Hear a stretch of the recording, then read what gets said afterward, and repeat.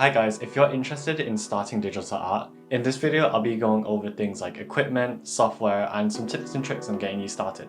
I'll be exploring things like what options are there that's best suited for you, and if you want to know more about creating the art, keep an eye on my next video where I go through my process. Let's start off with equipment. There are so many things you can draw in now with phones, tablets. There's just a lot, right? Each has their own pros and cons, and so it's different for everyone. And so the best thing to know is what your needs are when finding what's best for you. Let's start off with the cheapest and budget option, which is a pen tablet, also known as a drawing tablet. So pen tablets are essentially tablets that you have to connect to your computer or laptop, and even phone too. There is no screen on it, so you have to have a display. They are basically the cheapest entry-level kind of equipment you can buy if you already have a computer or laptop. Back in the day, before iPads and Procreate, it was so popular for artists to use, and like Paint Tool Sai, and it's still used by many artists to this day. The benefits are they are super cheap and super durable. I had mine since like 2013 and my friend uses it still to this day. It's what first got me into drawing.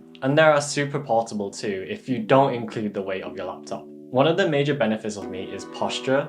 I know if you draw with the Wacom or like an iPad, you will always have like a hunchback posture, which is not really good, especially for me, I have back pain. So looking at the monitor with a really good posture is really good and beneficial. So I would personally get like a bigger tablet. The major downside is that there is the disconnect of you and what you're drawing. You have to get really good at hand-eye coordination and just practice a lot in terms of your stroke and quality of lines. But that's just like any other medium. You also need a laptop or a computer to draw, but I think that's a plus because you'll always be used to drawing on the same tablet and you can always switch laptops and computers. The next one is pen displays. So I call them drawing monitors just because it kind of makes sense. It's a monitor to draw on. I recommend getting these if you're going to take art a little bit more seriously. They are basically the next level of the pen tablets, and you still need a computer or a laptop to draw on still. They are really bulky too, so bear in mind, once you set it down, you're pretty much sat there all the time. So if you don't have the desk space, then I don't really recommend it. It's not portable, it's really bulky, especially with the wires too.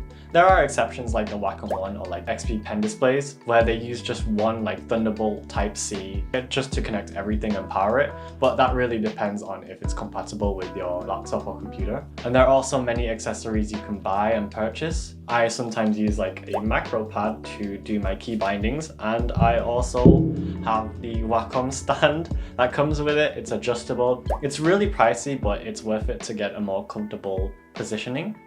They can start around like £200 or $250, which is like the cheapest. However, they can go up to like $3,000 if you get the nice fancy Wacom Cintiqs. Do I recommend you get the expensive ones? No, especially if you're just starting out, no. They are what the industry uses in terms of like animation studios, where they have giant Wacom Cintiqs everywhere for people to use and animate. And so it really depends on your budget and if you actually need it. Just a few things to look out when you're purchasing a pen display is to make sure you understand the quality of the display. There's full HD, 2K or Quad HD, and 4K, which is like the full resolution. And just make sure that you have a high enough quality display. This means how many individual pixels are on the display. That way you have a clear view of your drawing and the pixels doesn't really distract you. For me, I have a Wacom Cintiq 16 that I got refurbished for around £400 with the stand too. The stand is worth it, but it is expensive. You can also purchase like a monitor arm for better like movement and comfortability, but those are also expensive. Another con is that they kind of do wear down a little bit. Well, for me personally, maybe because I got a refurbished model, the display has worn down. You can definitely see like the pixels and like the chromatic, I don't know what's it called, but like the purple lines or whatever, chromatic aberration, I don't know. But I had mine since like 2020 and I have definitely wear and teared it a little bit, especially with your hands. They're so oily and you're just touching the screen all the time. It's not so good for the display. But with my setup, it doesn't matter too much since I use a monitor which is Quad HD or 2K, so I can see my artwork in nice crispy quality. Another con that I may have mentioned before is that you're kind of just stuck in one room, which kind of gets depressing, especially if you're there for like 8 hours a day or something, and you want to move and be portable. If you're a really portable person, you like drawing in cafes, it's not the best investment. Okay, the next one is iPads, tablets, and touchscreen laptops. The reason why I have this is because iPads have become so popular for entry-level artists, just because how mainstream iPads are for everyone, and I'll be talking about more other options. I'm gonna put this on like the expensive side just because iPads have that cost of being an iPad. If you're purchasing a laptop, you obviously will spend a little bit more compared to a computer. So let's start with an iPad. Oh wow, everyone's favorite tool right now to draw with. I'm jealous, I don't own one, but I've tried one. I'll just be talking about the drawing side of it and not really the technical side, just because I don't want this video to be too long. And so let's start with the drawing experience. Most softwares are optimized to be gesture-based, so double tapping to undo.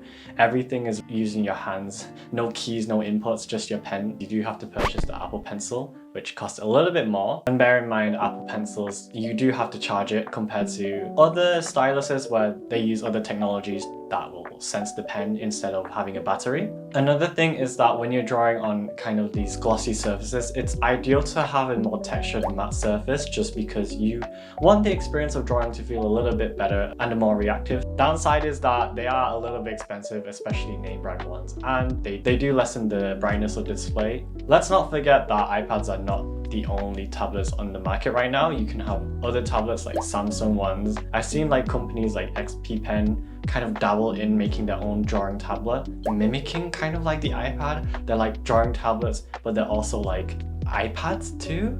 So it's very new. For me, I use a Samsung Galaxy Booktube 360 for when I need to draw portably, just because I can flip the screen and draw on it. The stylus uses Wacom technology to connect, which is really great, but the downside is that it's a laptop and it's not the best to draw on compared to an iPad or a tablet. Since I'm not used to drawing so gesturally based, it's so weird for me to get used to, and I do struggle with it, especially with control. I'm not so comfortable with doing detail on my laptop, so what I normally would do is I do sketching and the big bulk of my drawing, if I'm doing portably, on my laptop, and then do finer detail and more controlled things on my Wacom, just because I have more control. Okay, software. I hope I didn't waffle way too much. There are many different softwares, and I'm gonna kind of jump back and forth between mobile softwares and softwares you can use on the computer, just because I use a bit of both. So I'll be comparing them a little bit for you to get a better idea on what's best for you. You know, since we talk about iPads a little bit too much, how about we start with Procreate, everyone's favorite drawing program right now. Procreate and iPad go hand in hand. The Procreate interface is amazing. It's so optimized for gesture drawings. The interface is really clean and sleek and very minimal too, so you don't have all these extra informations on like layer history, transform, everything's hidden until you need it, right? The only con I have for Procreate is that it's stuck in Apple. You only can use it in iOS devices, and they also limit how many layers you can use. I'm pretty sure it's so you have a better experience in drawing, and once you create like, I don't know, 100 layers, it doesn't lag. The cost is actually really good. It surprised me when I was researching about this, but it's only what, £12.99 in the UK? For a one-time price for a perpetual license, that's crazy. Like, nowadays we have subscription models which cost you over time so much more. So having a one purchase kind of like model is amazing. I love that. Next is my favorite, Clipstudio Paint. I use this on my computer, and I also use it for my laptop too. It's designed for illustrations and artists, since they have so many features like 3D models you can use for reference, and they have a really good art community where they, you know, upload their brushes and their drawings too as well. I forgot to mention they also have features like comic book panels and also 3D backgrounds you can use for reference as well. They also have a cloud system, so you can pick up where you left from and go wherever, as long as you have an internet connection. For Clipstudio Paint, the pricing can be okay and really good, depending on how you purchase the license. For Clipstudio Paint Pro, it's only $54 as of now, and for the XV version, it's $237. One's really cheap and one's really expensive. So Clipstudio Paint EX is used for animation, I believe, and they have a little bit more features, but honestly, you don't need it. I've never thought I needed to upgrade from the Pro version. The Pro version just has everything you need. I don't even recommend you even think about XE unless maybe you're doing animation, I'm not too sure. There are also different ways you can purchase the license for Clipstudio Paint, and it really depends on what you use it for. What annoys me is that you have to pay for a monthly or annual subscription for tablet devices. So for using it on iPads and like Samsung tablets, let's say, you have to pay monthly, which is really weird since for PC users, it's just a one-time license. But just bear in mind, you know, there are other softwares that are one-time purchase for drawing tablets. If you aren't so keen on getting the full license just yet, Clipstudio Paint does currently offer a 3-month trial, so honestly, it's just better to use the 3-month trial to get a feel of it, and then if you want it, you should get a one-time license. But also, Clipstudio Paint always has promotions on, especially like Black Friday or like Christmas, maybe summertime, I'm not too sure. But I purchased my software for like £20 when it was Black Friday deal. So maybe if you time it right, just get the 3 months free trial and then wait for a perpetual license deal. So the next software is Photoshop, the big boy, the industry standard, the one that will take all your money. It's great because it's Photoshop, you know, you have everything you need, it's industry standard, it's great for photography, graphic design, you can use it for everything basically. Which is why Photoshop is so popular, because you have all these features and you can use it as an advantage in your digital illustrations. You can use Camera Raw to color correct your illustrations, but it is an Adobe software, which comes with the price. It's expensive with monthly or annual fees, which is why I also use Clipstudio Paint, because I know I won't have Photoshop forever. The only downside with Photoshop is that it's a little bit more complicated to use, and also it's only for computers and laptops. You can have a mobile version of Photoshop, but it's not really good for drawing. But there is Adobe Fresco, which I heard about, which is like a free drawing program specifically for illustrations and artists that you can use on an iPad. And it's a good time to talk about other softwares that are free for everyone. But the main two popular ones that I'm hearing a lot about, especially for mobile drawers, is